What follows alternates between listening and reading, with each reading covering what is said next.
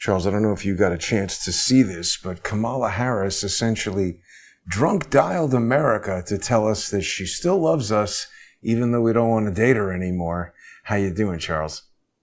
I'm doing well, Jason. Thanks for asking, and I hope you're doing well too. It's Thanksgiving Day here, but of course we don't celebrate that in Batu Ferengi. Yeah. But I slept for the first time in this apartment last night, and I have to Oh, say, yes. Congratulations. Your new apartment. People are there now enjoying the new abode.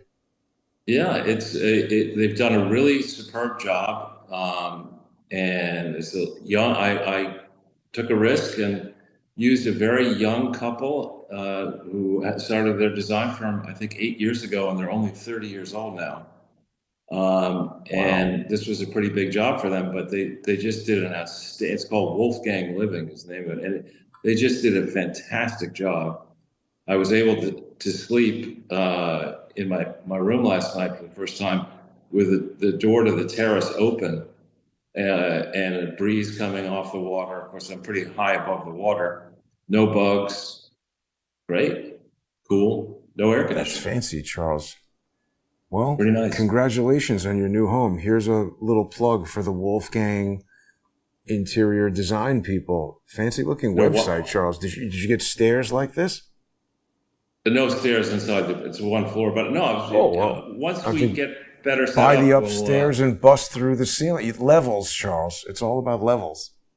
Well, actually, there are only two apartments up this high in the building and per floor, and the one next to me is for sale, and the one above me is for sale. So who knows? Yeah, any millionaire, viewers who are watching and want to move to Malaysia and become essentially, Charles's version of Kramer, you get in there, levels, Jerry.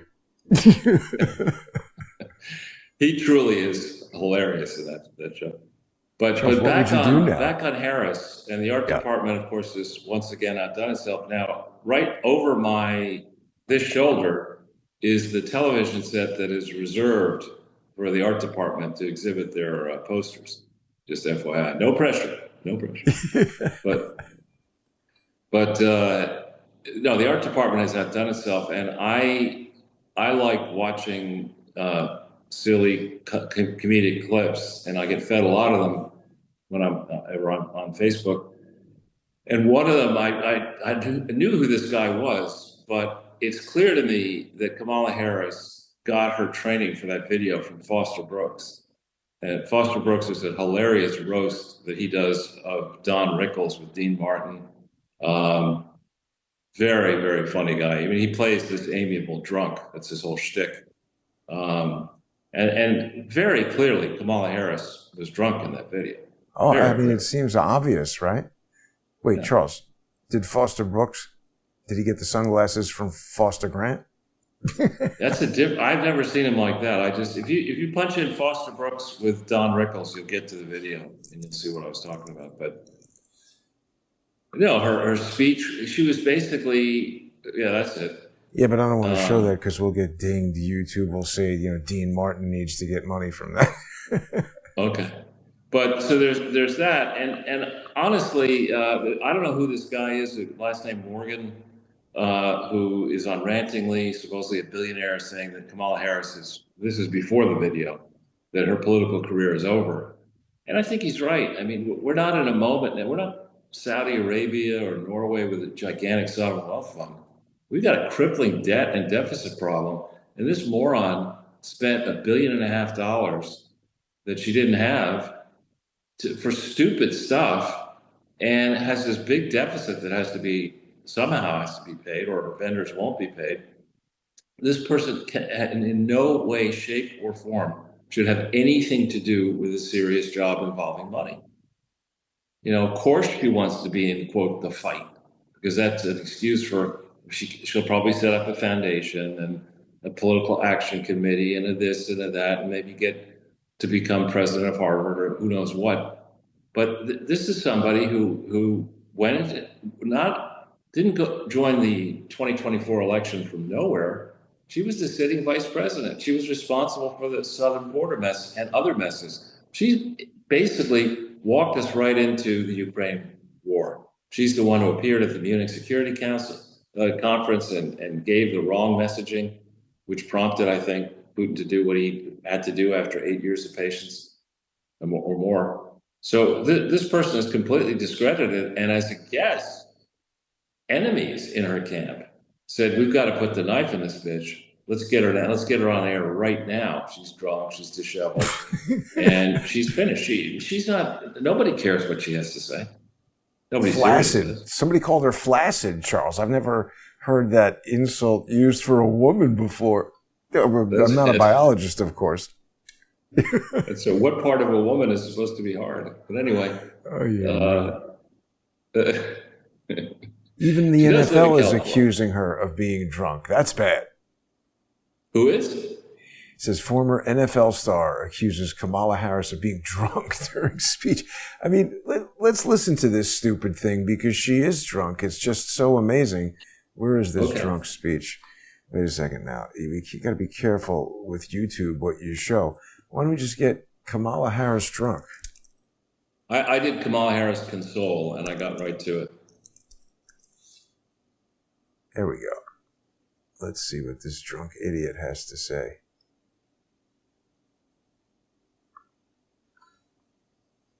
Nice beginning. Oh my God, she's laughing. Is that real? I thought it was real. Thank you, Tim. Thank you. Back at you, brother.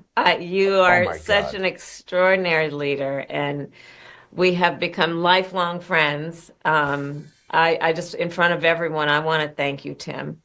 You lead with courage. You lead with heart. You see the people. You care about the people. Tim Walz should be holding her hair while she throws up in the toilet and gives this speech. I love you, man. And you do it and you have a sense of fun when you're doing it. But you are an extraordinary leader, and obviously the people of Minnesota are very, very lucky to have you there. But you are a national leader and a dear friend, and thank you. Noel, thank you for your work in Pennsylvania and all that you did for our campaign. And let me just say to everyone on this call, I am so grateful for you. And I'm so thankful to you.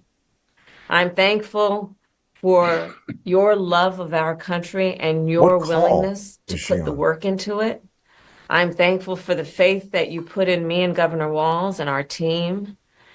And I am thankful because I know your character is such that you're not going to get knocked down. And you're in this fight. And you're in it for all the right reasons. And I know that about you. It's why you're part of this call right now and all the work that you did over those 107 days and even before. That's your nature. And the outcome of this election obviously is not what we wanted. It is not what we worked so hard for. But I am proud of the race we ran. And your role in this was critical. What we did in 107 days was unprecedented. Think about the coalition that we built, and we were so intentional about that. You would hear me talk about it all the time. Being a daughter of parents who are active in the civil rights movement, I know and believe that the best movements that are about progress in our country mean that it's leaders that we are dedicated to the coalition, to bringing people together that seemingly have nothing in common, but have everything in common. How long is this coalition? Oh my God, look at this. 9 minutes, Charles. This is just crazy. But she looked drunker during the part like she's getting more hammered as the speech goes on somehow.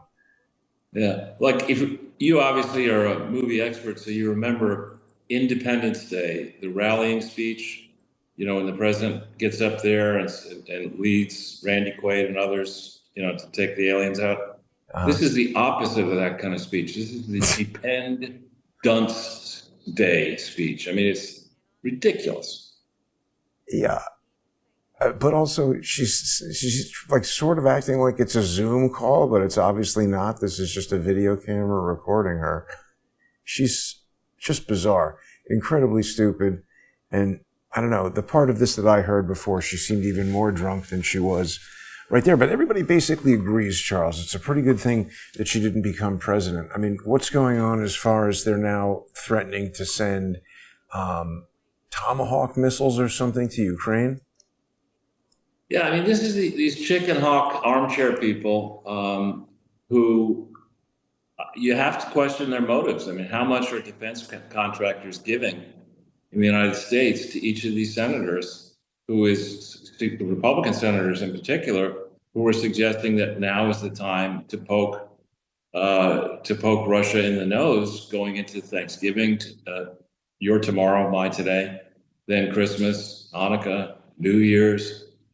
January, I don't know when the first business day of January is in the United States this year. Is it the second or third? Or I'm not sure what day it is, but whatever day it is, on that day, the Republicans will control, I think, the House by a very narrow margin. Democrats are busily trying to steal and may succeed in stealing seats in California to really make the margin there razor thin. But I believe Republicans will control the House. They certainly will control the Senate, but they'll have to contend with Thune and McConnell and idiot Collins and others who are going to exact their pound of flesh with Trump to delay, and they will end up delaying Trump's ability to make major moves. But I think what's going to happen is, so long as a Trump person does not control, the FBI, they're not going to waste any time having the FBI vet Trump people. They're going to wait, I believe, till very close to January. What would it be? It'd be the 2nd, I guess.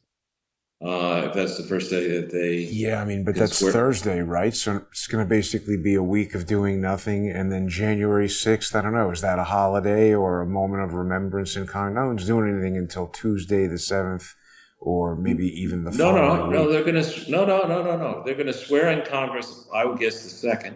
Yeah. They have to do that, because they have to be formally organized. I'm just saying it's a 2-day week, so they're going to get basically nothing done. And they leave Friday anyway. No, they'll get something very important done, which is Christopher Wray will be out. I hope so. That day? And no, he will be out. He's gonna resign or be fired. He will be out.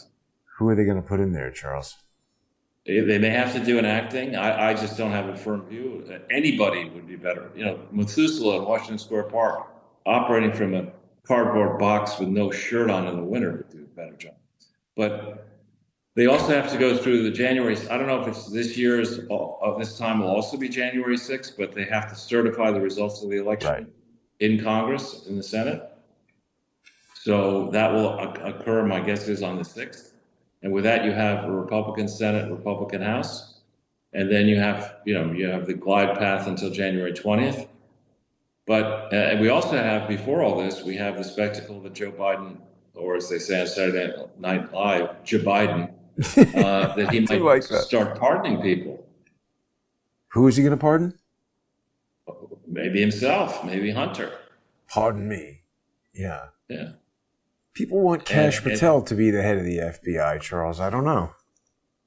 Again, I haven't studied it closely. I do know that he was a bull in a china shop, getting to the bottom of, or trying to get to the bottom of what happened with Mueller. Whether he's the best pick for the job, I just don't know. He's a little bit Flynn adjacent for my taste. Yeah. But the thing is, Trump has already announced who he's going to put in as deputy attorney general. And it's important for people to understand that the deputy attorney general does run the Justice Department day to day. And moreover, the FBI director reports directly to the deputy attorney general. That is one of Trump's personal lawyers. I think his name is Blanche or something, last name. Yeah, Todd. So he's already got that box, I think, ticked off. And that's a good thing. But when you look, I don't really care about opinion polls that much, but on Biden and on Trump, these are people whose approval ratings have been the subject of discussion for a long time. And Biden's approval rating is not even, it's below the toilet. It's been flushed through the toilet. And Trump's is at an all-time high. So the Democrats talked all during the election that this election, Trump posed a threat to democracy. If you really care about the will of the people, and if you're really so progressive and concerned about the damage and there is always great damage caused by war. If you're concerned about that, you should be saying, now is the time to get a real peace deal done sooner rather than later. And instead of suggesting that, as it said, Biden wants to lower the draft age in Ukraine from 25 to 18, and Europeans are talking about sending troops into Ukraine, and Crazy. people are agitating that maybe we should. I mean, this is lunacy. No, Charles, we should raise the age to 82 and send Joe Biden over there. Joe Biden, yeah. Joe Biden could go. Send Kamala. Yeah. You know, you got to have equality in the front lines. Send her exactly. out there. She could prove Pete Hegseth wrong. Drunk women are very effective. Drunk 60-year-olds are very effective on the front lines. Yeah. Oh, Charles, I should also remind people to follow you on X at Charles Ortel. It's funny, I'm surprised that you have not been getting more followers now. You've been more active on X. If people aren't following Charles, please do. He's constantly posting things that I think people will find interesting. And look, here's something with an alligator. Good thing I'm thank you for doing that, Jason. Yeah, I'm easily distracted. I've been, for the last 13 months, pretty distracted accomplishing this move. Oops. I'm pleased. So I haven't been able to tweet quite as much, but I'm starting to get back into it. And I'm actually changing my internet consumption habits. Currently, I haven't fully gotten the internet working in this apartment yet. But when I do, the first thing I do when I'm trying to find out what happened is I go on X, I see what stories are hot there, and I see what notifications I've gotten. And I spend a little bit of time doing that. Then I go to Zero Hedge and Free Republic and Rantingly. But I certainly do not care. I mean, that lizard, who's thankfully, I think, no longer in the hot seat at MSNBC, Chuck Todd, has the gall in the last 24 hours to disparage Trump's cabinet nominees as being all kind of mediocre people. He knows if that guy studied politics for another 60 years, he might become mediocre. It's ridiculous that idiot had a moderator meet the press. It's ridiculous. He's a moron. Low character crowd. That's really crazy. He's basically saying. There's a great phrase, I think it comes from England, called he's a gutter snipe. I mean, he's just the guy. Nobody cares what Chuck Todd thinks about anything. Right.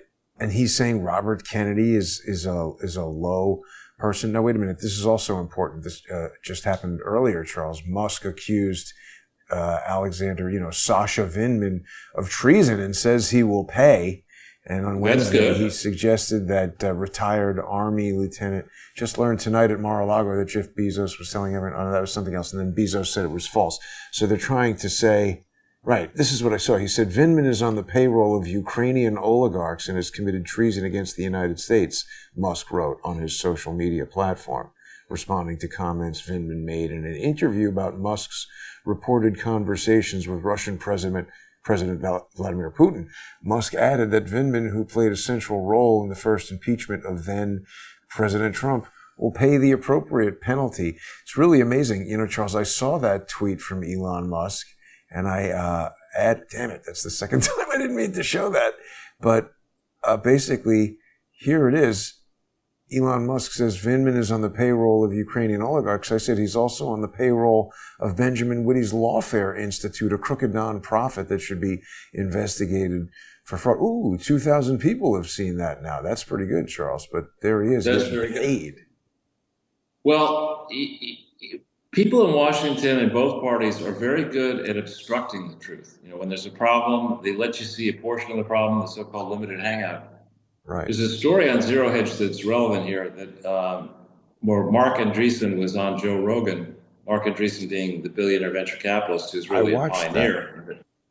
And he explained to Rogan that he walked away from Biden and Democrats, having been a longtime Democrat supporter, when he was told about a plan in Washington, D.C. by Biden administration people to control AI. To have 2 or 3 companies be 100% in control. And he was told you should stop doing startups. There'll never be another startup. We're going to do. And his reaction was to immediately walk away and support Trump.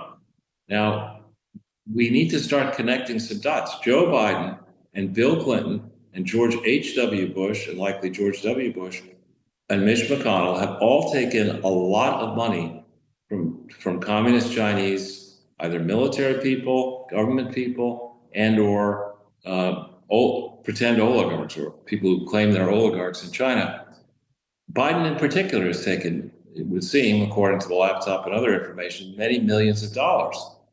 Now, the vision the Chinese have for running their own country, they want to run their country that way, that's their purview, is a dark view of life. It stands in stark contrast to what the founders wanted for the United States of America. And if you could just pay off, if you're the Chinese and you can pay off HW with a small tip of in the tens of millions, let's say, Biden, a similar amount, and your prize is you get to control the largest market in the world, the US, with the same kind of social credit score and militarized AI and debanking and this. That is people who are down with that approach need to be rooted out in this administration. We need to find the full extent of their corruption and likely treason and make examples of these people, the people who have committed the particularly egregious crimes of trying to subvert the nation of the United States while they were elected officials sworn to uphold the Constitution. Those people belong in prison, in hard time prison for a long time. And they need to lose all their ill-gotten gains. Absolutely, Charles. And yeah, I just hope that's going to happen. You know, Trump he's really doing a great job, I think, at messaging. He's putting out videos about, stopping fentanyl and everything. And that's smart because when the president does something like that, I think it does make a difference. It's interesting, just searching for Joe Biden in China, we see all this stuff. I think a lot of people lost confidence, in James Comer.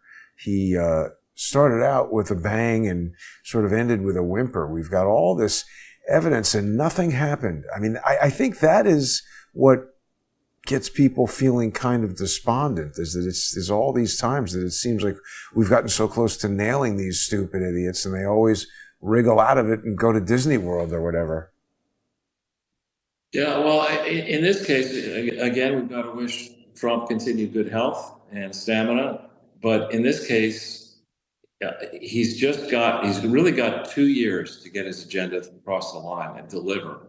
And then, if normally the party that wins the presidency, and if it has success in the presidential election, declines in the subsequent election.